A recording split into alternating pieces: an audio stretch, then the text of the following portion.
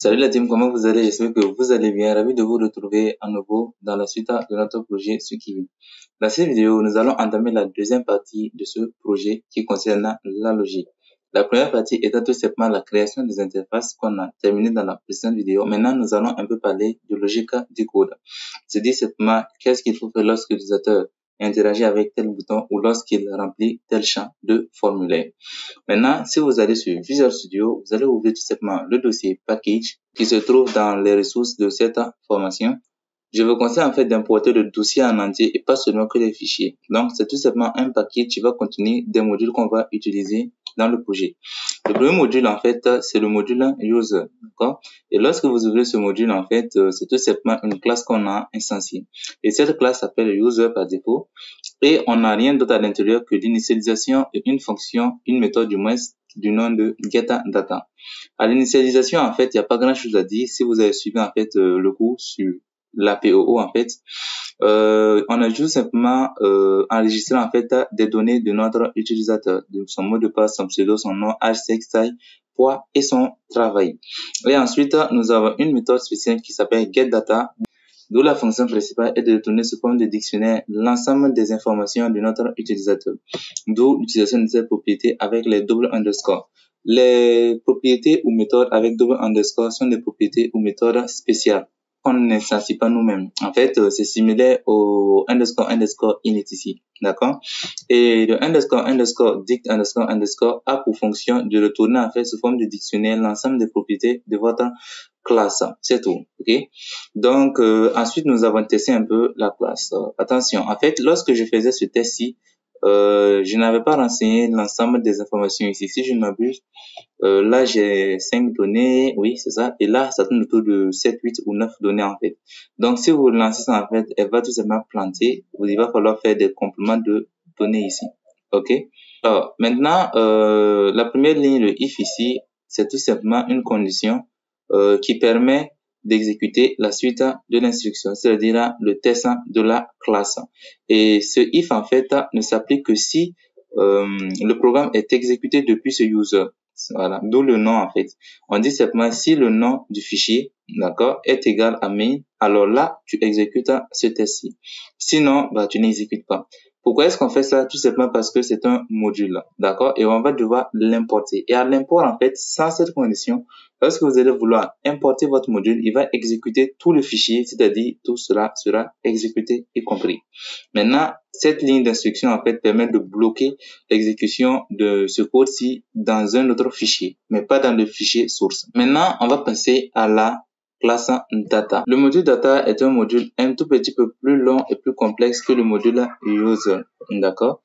Déjà, dès la première ligne, nous avons tout simplement l'import d'une librairie qui s'appelle TinyDB. TinyDB est une librairie spéciale qui permet de manipuler vos bases de données JSON comme des bases de données SQL. En d'autres termes, cette librairie va faciliter en fait la manipulation de vos données, modifications, mise à jour, lecture et les requêtes de filtrage et tout ce qui va avec. D'accord? Donc, elle n'est pas tout simplement disponible par défaut sur Python. Pour l'importer, vous allez utiliser le module pip. Donc, on va tout simplement venir passer pip install TinyDB. D'accord? Pour moi, c'est déjà installé, mais vous passez tout simplement cette instruction dans un terminal et vous validez et tout simplement l'installation va se faire sans problème. Alors, pour expliquer un peu le fonctionnement de la classe data, sachez que c'est la classe qui va gérer l'ensemble des données de notre utilisateur. C'est-à-dire simplement, c'est elle qui va calculer son IMC, c'est elle qui va en déduire son état de santé. C'est elle également qui va faire la mise à jour des informations de notre utilisateur et tout ce qui va avec. Donc, la classe data, en fait, va manipuler un ensemble de 3 bases de données, d'accord? La base de données data, la base de données santé et la base de données session. Donc, toutes ces bases de données seront manipulées à l'intérieur. Alors, la première fonction de cette classe, c'est la fonction d'initialisation. Et cette fonction ne prend en paramètre que l'utilisateur, d'accord? Elle va tout simplement prendre l'utilisateur, qu'elle va utiliser la fonction getData pour avoir les informations de l'utilisateur, elle va la stocker, d'accord? Ensuite, elle va tout simplement calculer l'IMC de l'utilisateur, d'accord? Et si on vient voir en fait la fonction IMC santé, on voit que la fonction IMC santé se réfère en fait à tout simplement les données que l'utilisateur va passer, puisqu'on va stocker ces données-là dans une variable qu'on appelle self-data. Donc ici, on dit simplement que self-data poids, ok, divisé par self data taille au carré, puisque c'est ainsi que se calcule l'IMC, d'accord? C'est tout simplement le poids divisé par la taille au carré. Le poids en kilogrammes et la taille en mètres, d'accord? C'est comme ça que ça marche. Ensuite, on va arrondir en fait à deux chiffres près et on aura tout simplement son IMC. On sait que l'IMC également dans data avec S, puisque regardez ici, on a défini deux variables data. Un avec S qui contient d'abord un dico-vide. Ensuite, on a un data sans S qui contient simplement les données simples de l'utilisateur. C'est qu'on va récupérer avec la fonction getData qu'on avait vu dans la classe user. Ok? Alors, IMC en fait va venir ajouter en fait dans data avec S une donnée qui va appeler IMC. Et IMC, en fait, ça va tout simplement être le résultat, en fait, de cette opération, d'accord, qui est là. Voilà. Ensuite, nous allons définir ce qu'on va appeler un statut ici. Le statut, d'abord, c'est à l'interne.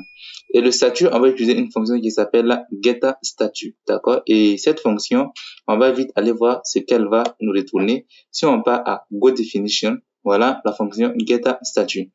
Alors, que fait la fonction getStatut? Elle va tout simplement retourner ce qu'on va appeler une classe. Et cette classe, ça s'appelle la classe santé. C'est elle qui va nous permettre de savoir, en fait, quel est l'état de santé de notre utilisateur. Alors, vous voyez que là, on a pas mal de if, elif, en fait. C'est très simple. Si vous faites une recherche sur Google, vous allez voir, en fait, les différentes classes IMC, en fait. D'accord?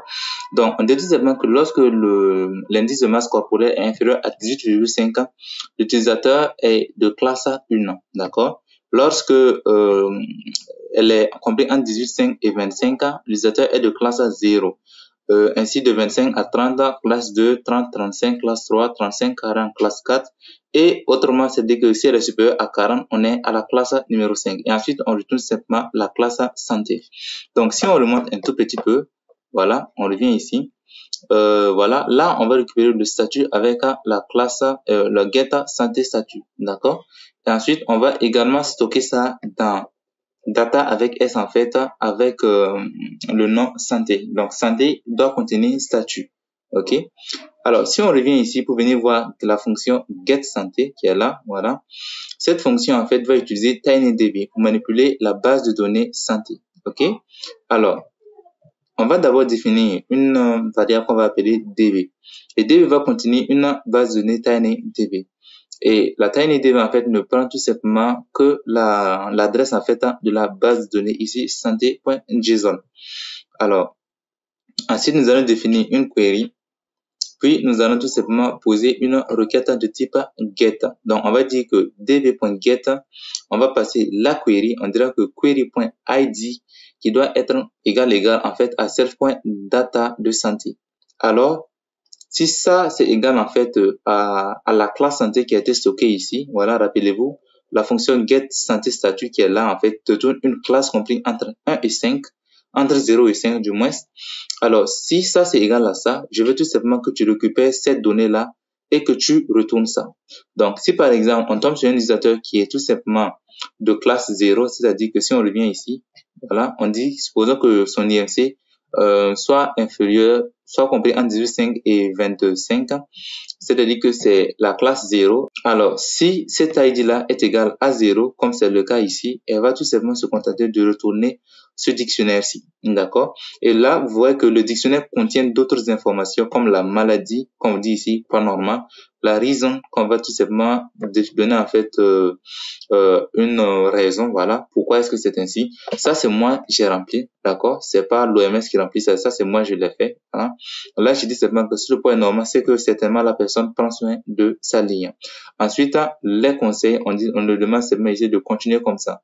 Donc, ça part de 0 qui est un point normal, tout simplement, à une obésité morbide. Voilà. Donc, c'est ainsi que fonctionne un peu ce fichier-ci. Ensuite, nous avons une fonction, une méthode du moins ça qui s'appelle getIMC. Et cette méthode-là, en fait, va retourner l'IMC qui a été calculé plus haut et qui est contenu en fait dans data. OK? Ensuite, nous avons une fonction qui s'appelle update. Et cette méthode update, en fait, joue deux rôles. C'est la méthode qui va tout simplement enregistrer un utilisateur et modifier un utilisateur. En fait, lorsqu'on va tout simplement venir faire data.update, il va tout simplement enregistrer les données qui sont stockées dans data. D'accord? Alors, premièrement, on va instancier comme on l'a fait en fait pour santé, on va instancier une base de données. on va lui passer l'adresse du fichier JSON. Ensuite, on va instancier une requête. Puis ici, en fait, c'est là que le tout va se jouer. On va poser la question pour savoir est-ce que l'utilisateur existe ou non.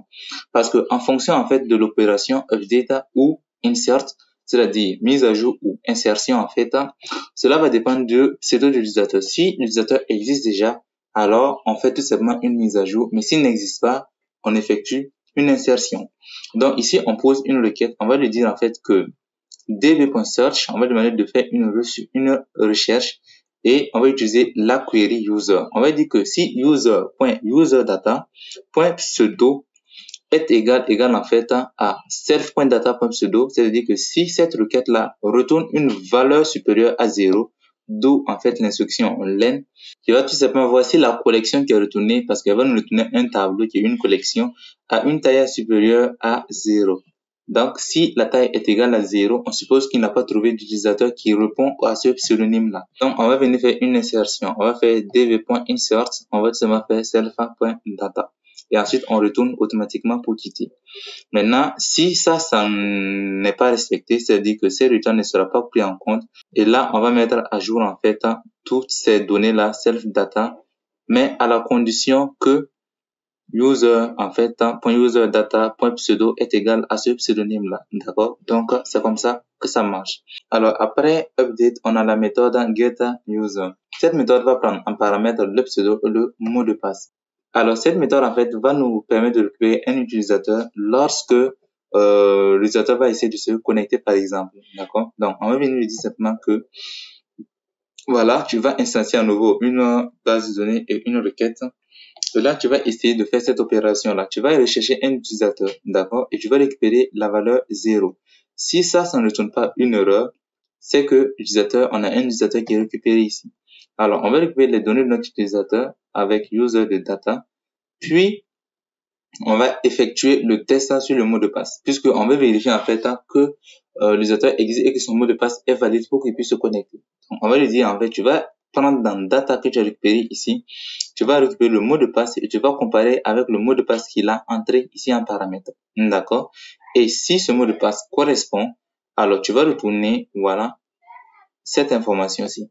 Donc, il va retourner en fait un dictionnaire qui est donc, il va tenir un dictionnaire avec un statut qui sera à true, une data qui va contenir une data, ce data-là, avec un MG, un message qui sera connexion réussie.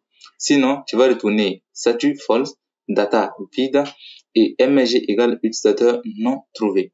Et c'est ainsi en fait. Donc, et si ça ne passe pas, alors tu vas retourner dans l'except exactement la même instruction.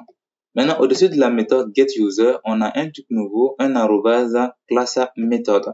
Ça s'appelle un décorateur. Pour l'instant, on n'a pas eu le temps de voir un peu comment ça fonctionne. Mais je compte en fait aborder ça dans une vidéo, mais pas ici. Pour l'instant, il faut comprendre un peu ce que c'est qu'un décorateur. Un décorateur, c'est tout simplement une couche en fait qu'on applique en fait sur une méthode, voilà, ou une classe, pour en fait lui donner quelques propriétés ou quelques fonctionnalités supplémentaires.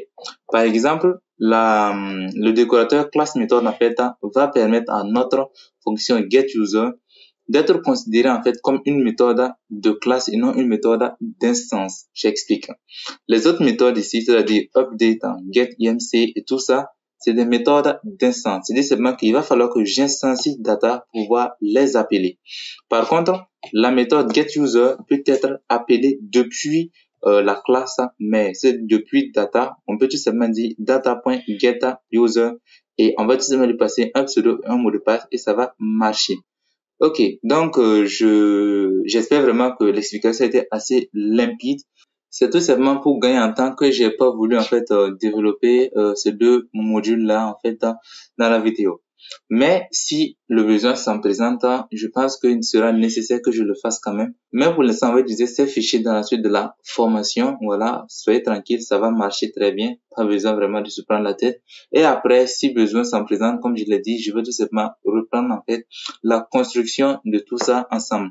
N'oubliez surtout pas d'installer la bibliothèque TinyDB. Tout simplement, si vous ne l'avez pas installée, ça va pas du tout fonctionner. Donc, cela va mettre fin à cette vidéo, d'accord? C'était une vidéo introductive pour vous expliquer déjà une partie de la logique qu'on va avoir. Si vous avez compris déjà cette partie, c'est très simple. Ce que je vous recommande de faire, c'est tout simplement de relire en fait ce code à tête posée. Et n'oubliez surtout pas que vous avez les bases de données. Voilà, vous avez la base de données data, vous avez la base de données santé. Vous pouvez tout simplement les manipuler manuellement pour voir un peu leur contenu et essayer en fait de comprendre un peu la structure en fait du module data. Donc, je vais en rester là pour cette vidéo. Et dans la prochaine vidéo, on va voir un peu la notion d'écran. OK? Et on va commencer tout simplement à faire interagir nos différents boutons. D'accord? En commençant par l'interface d'accueil. Donc, je vous donne rendez-vous à la semaine prochaine. D'ici là, prenez bien soin de vous. Ciao!